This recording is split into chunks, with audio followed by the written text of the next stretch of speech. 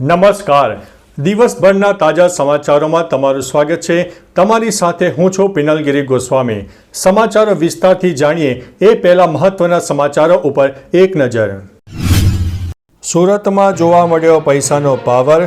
દારૂ પાર્ટી પકડી તો પોલીસ સામે થઈ ગયા. રુદ્રનાથ ધામના કપાટ હવે બંધ. સારા અલી ખાને કરી છે પૂજા. બનાસકાંઠામાં ભાજપનો ડબલ સ્ટોક જોવા મળ્યો. રોડ રસ્તા સુધરશે. ફાળવાયા છે 7,737 કરોડ રૂપિયા. ઇન્ડિયા ગઠબંધનમાં ખેંચતાણ. ઉમેદવારો સામસામે જોવા મળ્યા. કાંતિ અમૃત્યાનો પ્રથમ પ્રવાસ સામે આવ્યો. ગુજરાતનું નવું મંત્રીમંડળ 25 સભ્યોની ટીમે સંભાળ્યો છે પોતાનો ચાર્જ. મોબાઈલ સ્નેચિંગનો પ્રતિકાર કરનાર યુવકની હત્યા કરવામાં આવી. ધનતેરસના દિવસે આવ્યો હતો વરસાદ. ધનતેરસ પર સોનાના ભાવ રેકોર્ડ બ્રેક સપાટીએ જોવા મળ્યા. મંત્રી પ્રવીણ માળીએ કર્યામાં અંબાના દર્શન. ભાજપના પ્રમુખનું જાહેર રોડ ઉપર બર્થડે સેલિબ્રેશન. અને ₹40નું ટુક્કલ અને 18 કરોડનું નુકસાન. હવે મિત્રો સમાચારો વિસ્તારથી. આકાશમાં ઉડતા ટુક્કલ એરપોર્ટ માટે ખતરનાક હોય છે. પાયલટ્સ અને એટીએસ અધિકારીઓ જણાવ્યું છે કે જો 3000 ફૂટની ઊંચાઈએ ઉડતું ટુક્કલ લેન્ડિંગ દરમિયાન વિમાનના એન્જિનમાં ઘૂસી જાય તો ભયંકર અકસ્માત થઈ શકે છે. લોખંડથી બનેલા ટુક્કલ એન્જિનને નુકસાન પહોંચાડી શકે છે, જેનાથી 18 કરોડ રૂપિયા સુધીનું નુકસાન થઈ શકે છે. છેલ્લા કેટલાક વર્ષોથી ટુક્કલ 2000 ફૂટ સુધી ઉડતા હોય છે, જેના કારણે ભયનું જોખમ વધી જાય છે. મિત્રો, અન્ય મહત્વના સમાચારની વાત કરીએ તો ભાજપના પ્રમુખનું જાહેર રોડ ઉપર બર્થડે સેલિબ્રેશન. નવસારીના વિજલપુરમાં ભાજપ યુવા મોરચાના પ્રમુખ ભાવેશ પાટીલ એટલે કે સોનુએ જાહેર માર્ગ ઉપર ફિલ્મી સ્ટાઇલમાં કારમાંથી એન્ટ્રી કરી અને જન્મદિવસની ઉજવણી કરી. શિવાજી ચોક પાસે સમર્થકો સાથે ફટાકડા ફોડીને અને આતશબાજી કરીને કેક કાપવામાં આવી, જે જાહેરનામાનો સ્પષ્ટ ભંગ છે. આ ઉજવણીમાં અન્ય ભાજપના હોદ્દેદારો પણ હાજર હતા. ઘટનાનો વિડીયો વાયરલ થતાં પોલીસે તપાસ શરૂ કરી છે. મિત્રો, અન્ય મહત્વના સમાચારની વાત કરીએ તો મંત્રી પ્રવીણ માળીએ કર્યા માં અંબાના દર્શન.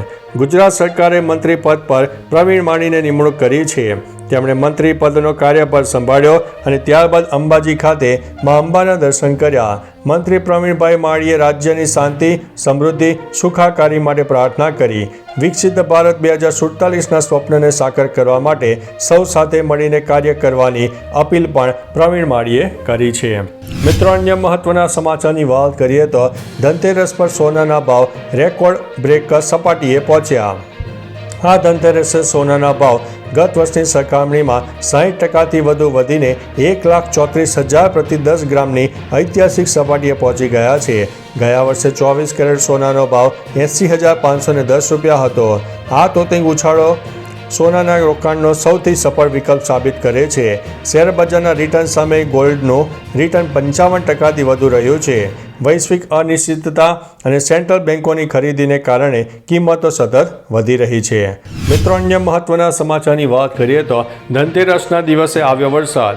હવામાન વિભાગની આગાહી વચ્ચે સુરતના અનેક વિસ્તારમાં વરસાદ વરસી ગયો.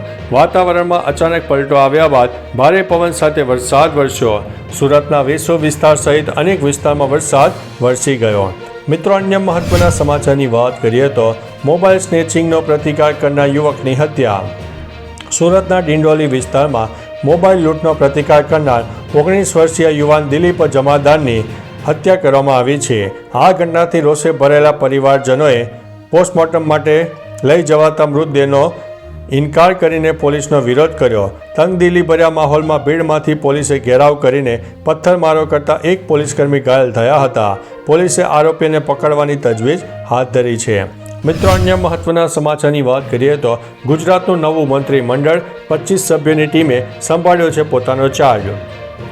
ગુજરાતમાં નવા મંત્રીમંડળની રચના થઈ ગઈ છે. સીએમ સાથે 26 સભ્યોની ટીમ બની ગઈ. પૂર્વ ગૃહમંત્રી હર્ષ સંઘવી નાયબ મુખ્યમંત્રી બન્યા. આ મંત્રીમંડળમાં 16 નવા ચહેરાઓ ઉમેરાયા, જ્યારે 6 મંત્રીઓ ફરીથી સામેલ થયા.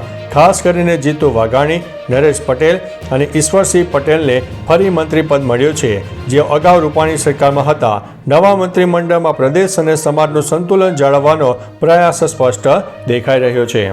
મિત્રો, અન્ય મહત્વના સમાચારની વાત કરીએ તો કાંતિ અમૃત્યાનો પ્રથમ પ્રવાસ. શપથ ગ્રહણ બાદ તમામ મંત્રીમંડળે પોતાનો ચાર્જ સંભાળી લીધો.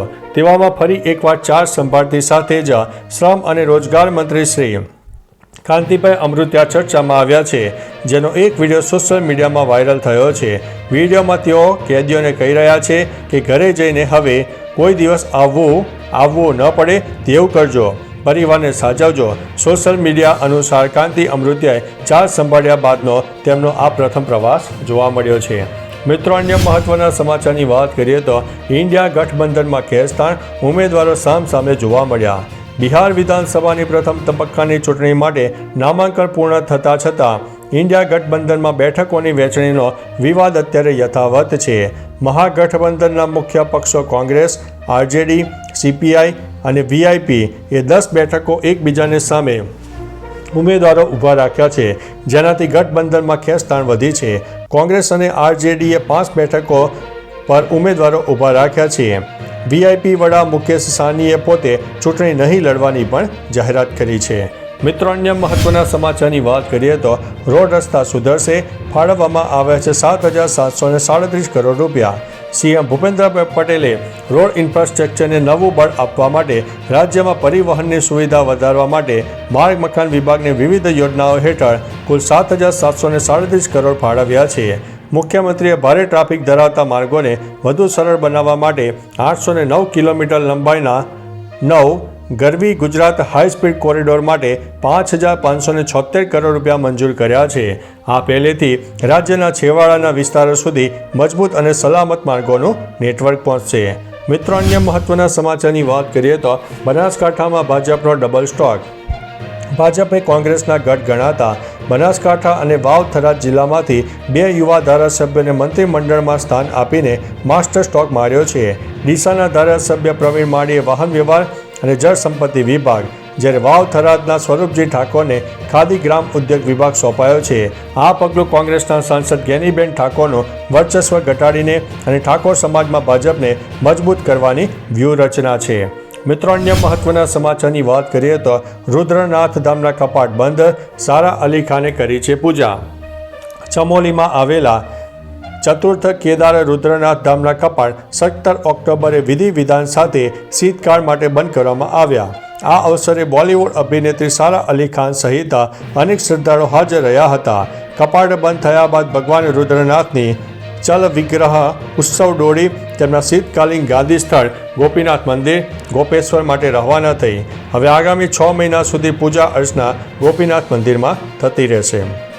મિત્રો, અન્ય મહત્વના સમાચારની વાત કરીએ તો પૈસાનો પાવર, દારૂ પાર્ટી પકડી તો પોલીસ સામે થઈ ગયા. સુરતના અલથાણ વિસ્તારની KS અવતરણ હોટલમાં ઉદ્યોગપતિ સમીર શાહના જન્મદિવસની પાર્ટીમાં દારૂની મહેફિલ પર પોલીસે દરોડો પાડ્યો. આ હાઈ પ્રોફાઇલ પાર્ટીમાં અનેક નામાંકિત બિઝનેસમેન હાજર હતા. દરોડા દરમિયાન સમીર શાહના પુત્રએ પોલીસ સાથે ઝપાઝપી કરી, જેને પોલીસે અટકાયતમાં લીધા બાદ છોડી દીધો હતો.